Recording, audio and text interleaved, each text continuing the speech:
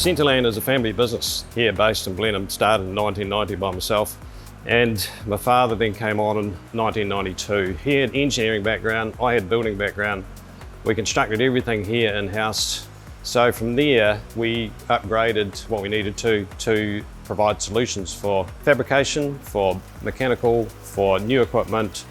We cover rural, civil and residential type needs in a big range, which you can see on our website.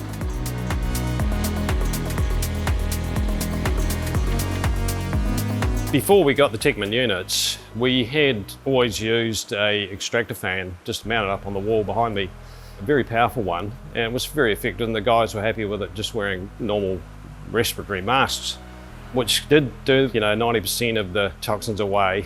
But then watching them one day, I thought there's got to be a better way. We were using masks before, but cumbersome, bulky, sometimes didn't fit on your helmet anyway, and how much protection were you really getting from it? So, I don't know. Yeah, it was a nice to have, but I don't think it really done much. Before we had the TM1000, we were basically just relying on the normal flip down helmets, and then needed to go to some sort of filtered system. And looking around at the helmets, we thought we might as well get the flip top one as well. So we've got the ability to do the grinding and flip it down to do the welding without having to take the helmet off and change back over to safety glasses or the safety shield. We bought the TM1000 based on the guys' preferences at engineering here. Euromarc gave us a trial, which was excellent, because then they could trial the different types, which gave them a good cross-section of work to trial, different temperatures, different days. It was in the summer, so it was hot. And out of that, they came back with 100% acceptance, let's buy. Going to powered respiratory units was the best way. It was going to be something that's effective all day. Plus, you could actually put your filter into a freezer at night, keep it cool. The boys are enjoying that in the summertime. We learnt a lot of things from just networking, with others that were using them. And to me, that some of them had a little bit of odd issue with WorkSafe, and I didn't really want to go down that road and had no need to. And that's why we invested in these, and the guys now are very happy. You can get a pair of earmuffs under the helmet really easy.